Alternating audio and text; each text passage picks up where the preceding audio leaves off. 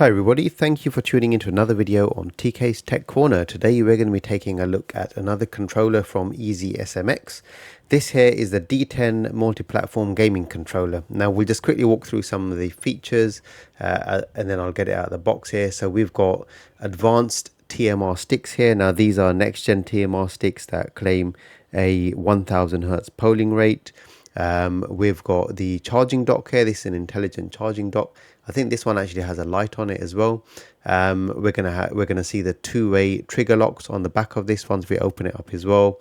Mecha tactile buttons, so we've got mechanical switches across the whole controller. I think that's the buttons and the D-pad. The D-pad itself, just as I mentioned, it is it's actually one of these special D-pads using EasySMX's their exclusive technology, which is called EasyPOS, and it's slightly floating. I think we saw it in one of the Nintendo Switch controllers I reviewed as well. It ensures a very, very low level response, so we're in the millisecond level for response, and ultra precise 8-way movement of controls there as well. So it's compatible with the Switch. What else have we got there on the front quickly? We've got RGB lighting, we've got again the sticks, we've got the triggers on the back as well. So we've got two programmable buttons on the back on the grips. They actually look very nice in the picture. We've got adjustable vibration control as well. We've got tri-mode connectivity. We've got Bluetooth wired and it's here somewhere, Bluetooth wired and wireless. So let's open this thing up. Let's see how awesome it is. It looks awesome spec wise. It looks awesome on paper. I'm going to be trying it with, it's multi-platform. We'll try it out with the Nintendo Switch 2 because that's just new in now. Might also give it a try with the maybe the ROG Ally X if we get a second, but we know guaranteed this is going to work on the PC anyway. It'll be really, really good to test controllers that are coming in now. I'm mainly going to be testing them on the Switch 2. This thing looks awesome. I absolutely love this new black color scheme. They've got this available in a few different colors on their website, so you can go check them out. This one here is the new black one. It's called Space Black, and they've also got a water 10 green and a far out purple. They also both look awesome. It's worth checking out. Now, just before I start working my way through the controller, let's check what else we got in the box. So we got the dock. Nice weight to that, which means the controller is not going to be moving around easily when you're trying to get the controller in and out.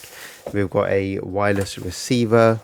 We'll see where that plugs in, and underneath we've got the charging cable and some paperwork. I'll keep that aside because we might need it as we start taking a look at how to pair it up to the Switch. But other than that, I think I can get the packaging out of the way and we can just get started on this thing. Right, so let's go to the controller first. This thing looks awesome. You can see the pogo charging pins on the bottom there. I absolutely love the face of this controller. The textured grips are actually transparent on the front, and you can see the vibration motors in there. That is the first time I've ever seen that in a controller, and I have to say it's almost like they've blended this thing in so smooth you can't actually feel the joint on it.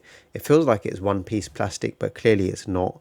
We've got that transition from the soft touch space black finish to the transparent textured grips, just so that we can see the motors, and it'll be good to see if we get some lighting effects through there as well. Mode select button there, the D-pad. This thing is exactly like it was on the Switch Joy-Cons that I tested. I think it was the S10 or S11, I can't remember the model number, S15 maybe. Really, really nice controller, so a D-pad. You can see that there, it's a floating design, and this is what they call easy pause for easy position. It's 8-way. It clicks in every direction. It's got very, very good direction of or I guess travel there. But even though it's traveling a lot, the movement or in each direction feels very, very precise. So you're not getting a lag in terms of the actual physical button press, as far as I can see. What on earth is going on with my camera today? Right, there we go, much better, right? Analog sticks feel buttery smooth. This is what I've just come to expect of EasySMX now, right? They don't really mess around at all when it comes to the analog sticks. Advanced, as I said, enhanced TMR sticks. So these are next gen TMR Hall effect sticks now, and these are claiming a 1000 hertz polling rate. These should be great for shoot 'em ups, but they'll equally be good for any other game style that you're playing. I don't know if there's RGB lighting on the rings. I don't think there is. I think we've got the RGB lighting stripes here, which might leak into these open windows, which will be quite nice. The buttons, you can see that the height of the buttons is absolutely beautiful there. Button press is very, very responsive, not too noisy, but very, very satisfying clicks there as well. And then the 3 face buttons, so we've got the home button, menu, and select buttons as you'd expect them as well. Right on the top, we've got the bumpers. These bumpers feel very, very nice. If they're using mechanical buttons, then they're very, very silent. Very satisfying to press. You can almost not hear them. I like the fact that they are pressable from this sort of position rather than having to lean over, and that means I can press them and I can actually get to the triggers at the same time, which is generally the configuration I like. If I had to have anything change on this, I would probably have these leaning over ever so slightly to the corners. I like it when the bumpers wrap around the tops of the corners a little bit more. This space here feels wasted and unnecessary, and that would have been a little bit more I guess space for me to rest my fingers on in terms of actually activating that button. Hall effect triggers, this is very Xbox style. You can see that there. They've got textured grips on both of them, both the bumpers and the triggers, so that your sweaty palms aren't going to cause, or fingers aren't going to cause any slippage. And they've also got that nice curvature on there, which I absolutely love, which is nice, so that when it's fully pressed in that it's not going to, your fingers aren't slipping off at all on that. Absolutely not. The grip on the back are very, very comfortable. I like the fact that we've got these buttons here. I think these are, again, very similar to ones I saw on some of the Joy-Cons I tested, and I think positioning wise these feel great, because while I was working my way around the front of the controller, what I noticed is there were no accidental button presses on the back whatsoever, right? Then you've got the switch, the lockout switches that we saw. So these completely lock the triggers out, right? So you can see this here. Now I'm getting full analog movement when they're like this. We got micro switch mode, hair mode, or trigger mode, whatever you want to call it. Much better for shoot 'em ups, because you don't need the analog sticks for shoot 'em ups, and sometimes it takes too long to engage, and by the time you've engaged, pap, you're gone, right? So shoot 'em ups, non-shoot 'em ups. Also for Nintendo Switch, this is great, because Nintendo Switch doesn't actually use analog triggers, so you just want to leave it in this mode. Given that this does support the Switch, therefore it's no doubt going to support the Switch too. You can see that there, Nintendo Switch, Bluetooth, and also, what is the other one? Wired PC? I don't know. We'll figure it out.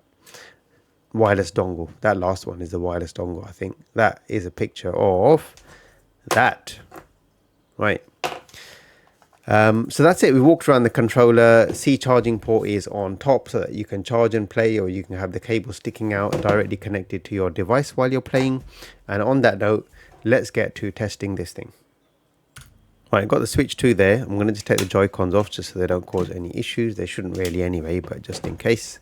And then I've got into the controller settings. On here, I'm just going to switch this to Nintendo Switch mode and press the M button or home button and see what happens. Right, you can see the RGB lighting there. Lovely. Change grip order on the Switch.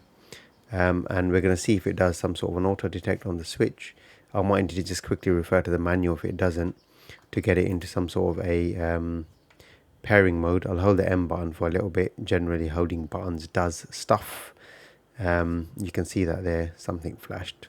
I don't know if that resets something or not. But in any case, you know what I might do, just for a quick pairing option, is maybe I can just get a C cable and just connect this up directly to let it pair. Or before I do that, let's read the instructions. It says I should hold the home button for 3 seconds. I should put it into a pairing mode. I did say you got to hold a button sometimes. I just didn't know which one, right? So I'm going to hold it. That white light is now flashing fast. And all of a sudden, we have successful connection to the Switch. Right, nice. First thing I'm going to do is I'm going to test this like so. So home button obviously does do the job. I'm going to turn it off and see if the controller goes off, which it does. Now I'm going to press the home button again and see if it wakes the Switch up. If it does, that's lovely. Now, actually, to be honest, I've noticed this even with my normal Nintendo Switch Pro controllers. It's not waking up the Switch. Now, maybe there's a setting in there to allow it to wake the Switch up, but for some reason I'm finding that even when this is sitting in the dock, I'm having to actually go and press the power button before the controller connects. Now there must be some settings here to stop that from happening. That's not the purpose of this video. It's not finding out how to use the switch, it's testing the controller out. So I'm just going to put the volume up. We'll give this a quick test. What I might do, depending on where I am in this game, is I might actually exit it. Right, so I think I'm okay to exit this really. I will just return to the main menu, and if I've lost stuff, then so be it. I've lost stuff. I want to just try this out in Mario Kart because I think that's going to be awesome, right? Whilst I do that, let's also see if we can switch the vibration mode and just see the vibration motor spinning around as well. Vibration adjustment M, and then left stick up and down. So if I press the M button here, you can see that spinning, right? And that's down. It's getting more and more aggressive, and the vibration just feels insane. There's 4 levels of vibration adjustment there. You can adjust it to your liking. You're not going to see them spinning around whilst you're playing because your palms are kind of covered, but it does look cool, to be honest. So let's quickly get into Mario Kart. Right, we're in Mario Kart. Vibration for third-party controller is working absolutely fine. So let's go into single player. Let's just fire this up and see how it works quickly. Right, so the Mario Kart starting up here. I'm going to try and hold this here. Right,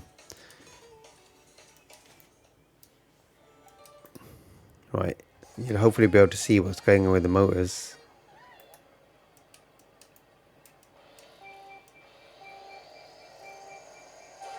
Oh, I'm boosted a bit. So you saw that there. You can see the motors going crazy. Awesome, really, really good stuff. Now I've locked the triggers here, so it just feels like a standard Pro controller, but better. This feels better than the Pro controller. Not the Pro controller 2. I haven't tried the Pro controller 2. I must admit, it's supposed to be a really good controller. It's almost a bit weird that I haven't tried it, given that I mostly review loads of controllers on this channel.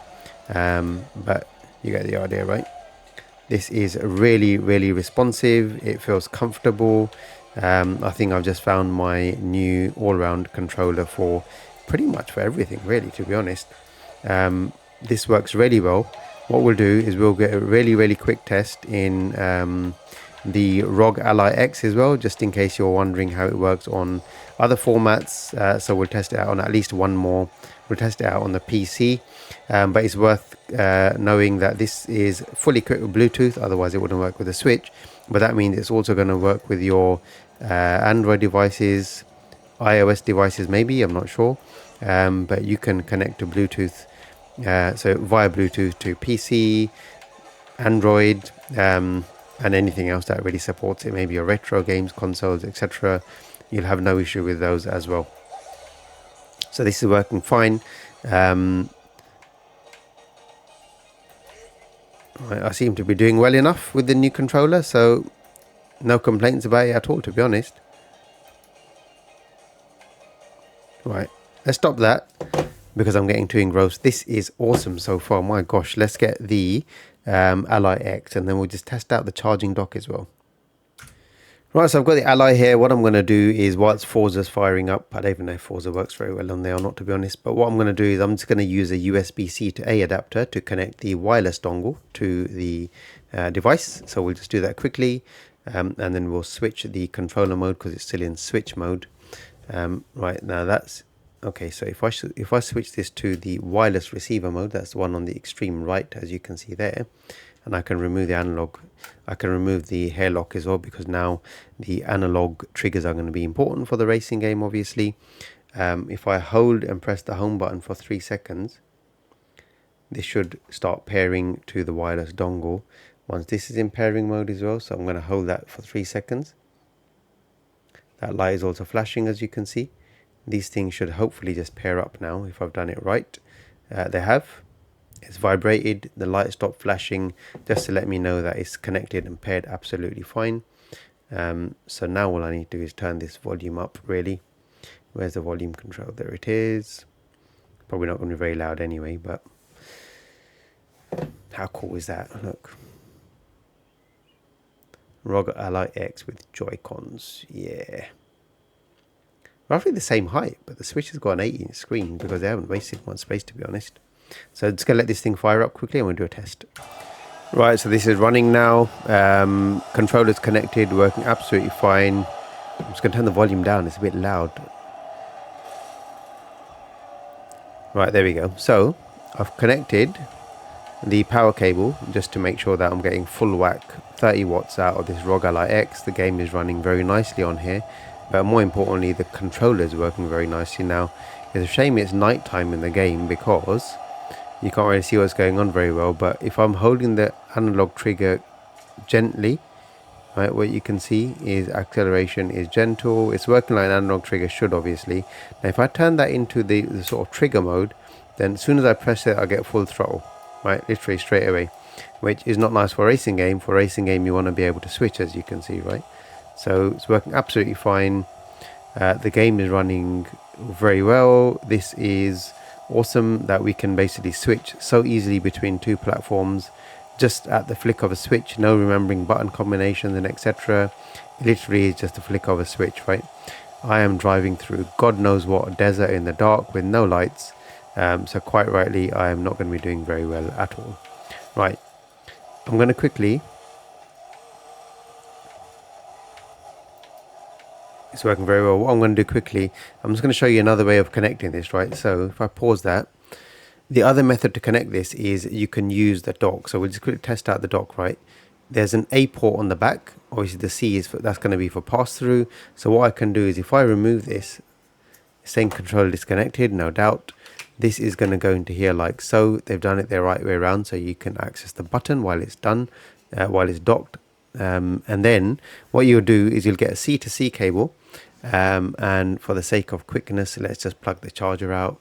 It's going to drop to a lower wattage, but it's not a problem, and plug it into your device like so. Right now, hopefully it's connected again,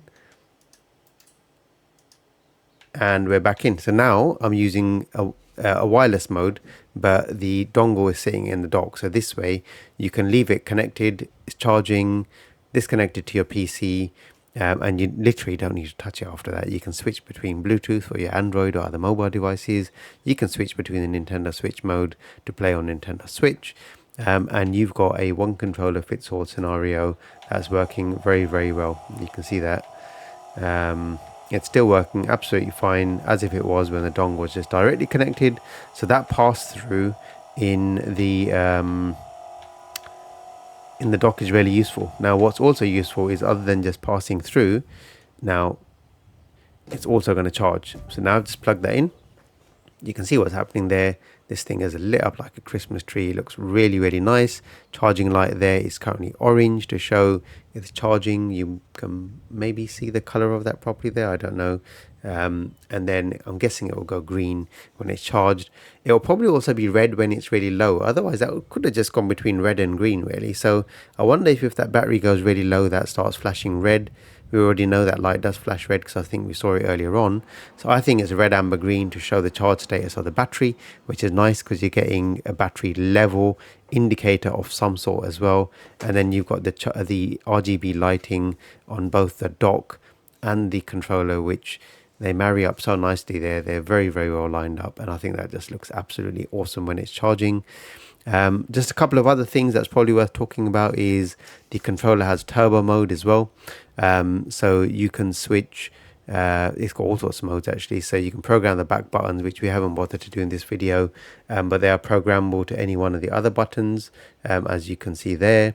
RGB lighting adjustment, so we can press M and R3 to cycle through. Let's just quickly try that and see what that looks like, the different lighting modes. So if I press M and then R3 is pushing the right stick down, you can see that that's changing the RGB modes. So we got solid colors, you can pulsate through different colors, or you can just turn them off if you don't like them. And then alternatively, maybe you do like them but they're too bright, you can even adjust the brightness. So if you press M and the left stick, yeah, well, I think it's going to be left and right to adjust the brightness. That is right. So left, decrease the brightness. You can see that there it's gone really, really dim. And then if I want to make it really bright, I just go all the way to the right. Me personally, I think I like it dim. I don't know if the dock syncs to the lighting profile. Let's try that out. No, it doesn't, which is, I don't think it does, to be honest. No, it's not. That while it's charging is not active, so that's absolutely fine. Now, interesting. When I dock it, it's magnetic. How cool is that? So it's literally just snapping into place. Effortless placement into the dock. Not having to fumble and get it in the right place. It literally is just dropping into place. I mean, and it makes a really nice sound when I remove it from the dock as well. I don't know where that's coming from. But anyway, there we go. I won't make this video any longer than it needs to be. Hope you've enjoyed the video. Really great controller from EasySMX. The D10 multi-platform, fully functional controller with next level TMR sticks, and overall extremely sexy controller. If you want this, I'm going to leave the link to this in the description below. If you want one, please go ahead and buy it. It is awesome. If you have enjoyed the video, please leave a thumbs up. Any questions about this awesome controller, please ask them in the comment section below. I'll try and answer them as soon as I can. And if you haven't already done so, please hit the subscribe button in the bottom right hand corner, and I'll see you in the next video.